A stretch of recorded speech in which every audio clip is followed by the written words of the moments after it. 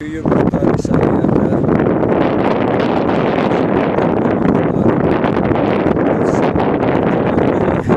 Dilekçe veriyorum buraya bir köprü için. Bizim arazilerimiz, merhamımız, hayvancılığın geçimini sağlıyoruz. Şimdi bazen haftalarca su ta Karaca'dan karın verilmesiyle bu haftalarca yol bize veriyorlar. Çocuklarla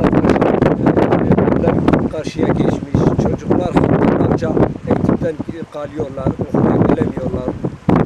Yani şu anda biz buraya yani bir köprü yapılması zaruridir yani.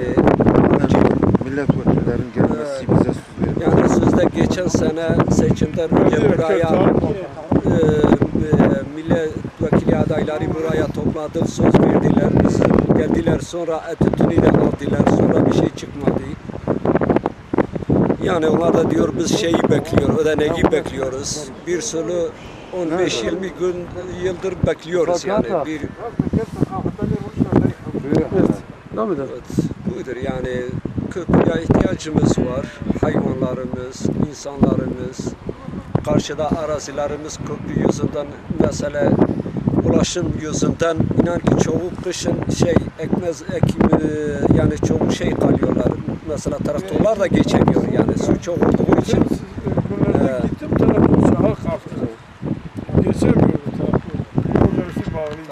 Köyün içinden geçiyor.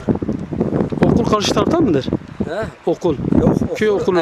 Karşı tarafta. Karşı tarafta okula gelen çocuklar var, öğrenciler var. Evet. Öğrenciler mesela köprü olmadığı için su yol vermiyor yani. Su çoğalıyor, yol vermiyor çocuklar. Siz daha önce yetkililere falan başvurdunuz mu? Daha Köprünün yapılması için. 96'dan beri. inan ki her sene dilekçe veriyorum. Ama sonuç yok.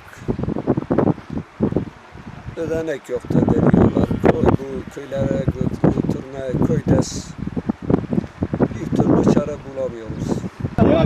Diğer dere daha büyüktür. Arkadından da hep geliyor o taraftan su çoğu olan o taraftan geçiyor.